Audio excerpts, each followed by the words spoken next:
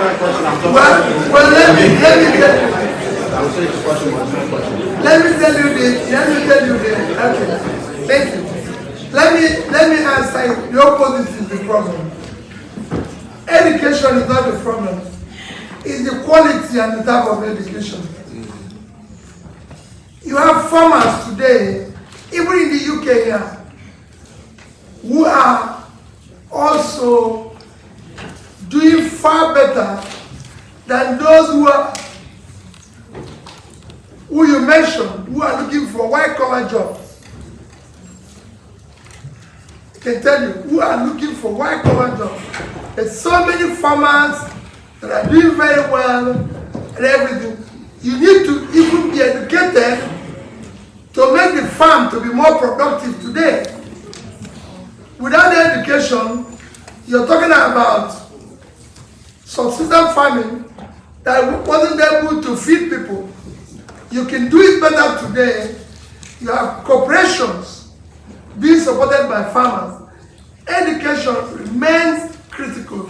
The only reason I gave you 4 countries before, and I can tell you, those 4 countries surpassed Nigeria in terms of per capita, which is the critical measure, in terms of HDI. You can go and look at countries that are called China, Vietnam, Indonesia.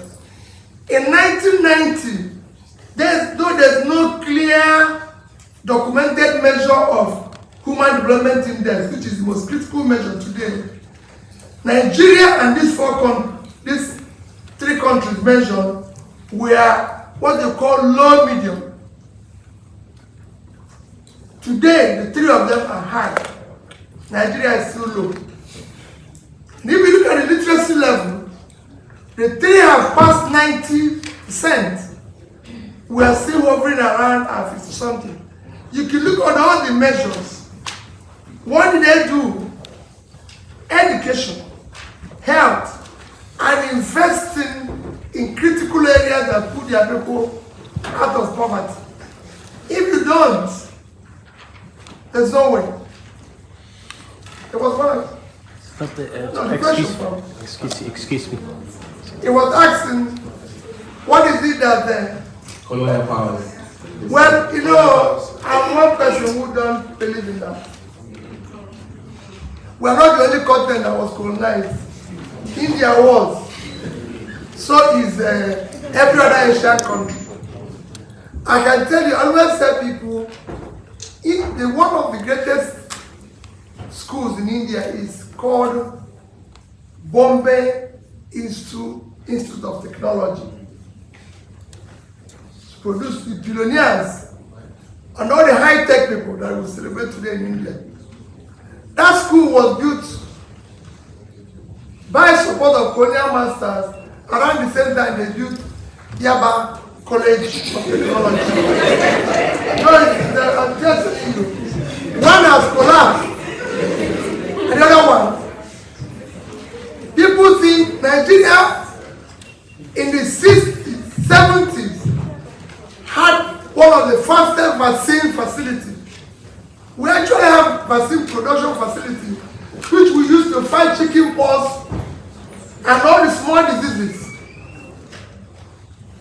And it was established years before the Syrian that was the highest vaccine facility in the world was established.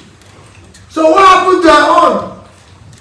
It was shut down because somewhere in late 80s and early 90s, somebody said, we need to retool. Let's buy new machines. And the government bought new machines.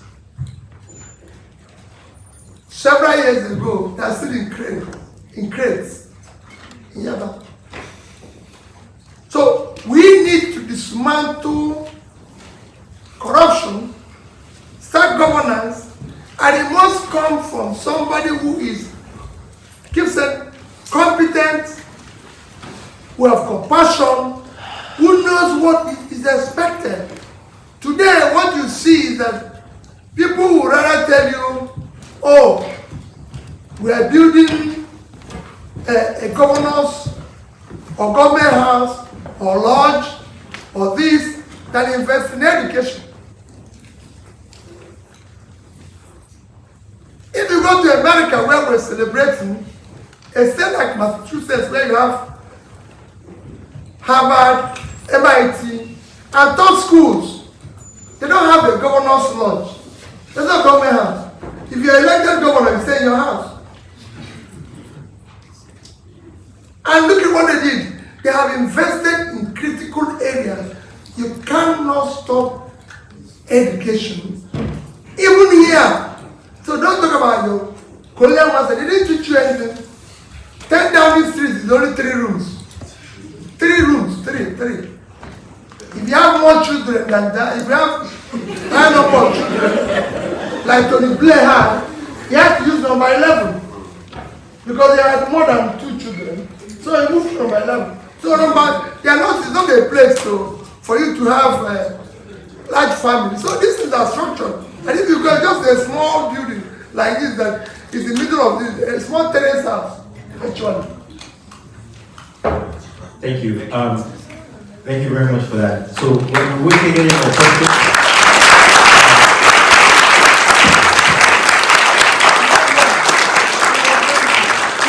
Skill and everything, you will see the impact. And they have to come with other policies that are measurable and everything. So they didn't just pay attention to education and everything. And yes, you're right that everywhere you go, you see highly sophisticated and educated Nigerians. Like they are here. I can tell you that if you have 900 Nigerians who are in this hall, who are being educated today in UK, by the time they finish, 10% is not going to go to Nigeria. And that goes with what people talk about. When we talk about foreign direct investment, FDI, I'm one person who is not worried about it. If you go and study the turnaround of China, India, Asian countries, they came from their people who were in schools, happened to be in all these schools in the 90s and 80s. All the people, my neighbors, when I lived in this country for 15 years, my neighbors have all gone back to their country, Indians. They were educated here.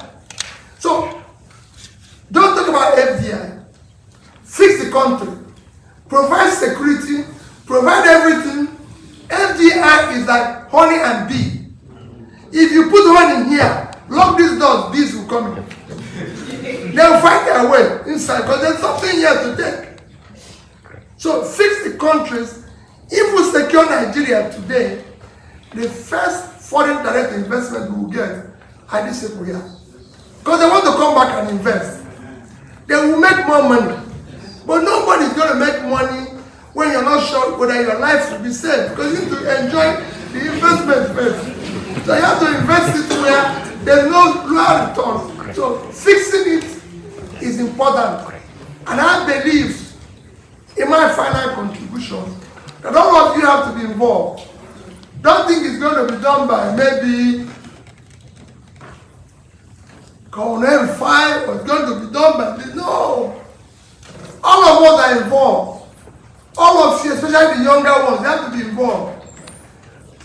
This is time for you to help to stop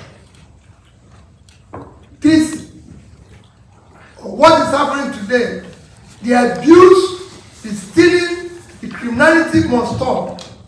The society you are allowing us, who are there today, to abuse, to criminalize, will take his revenge on you.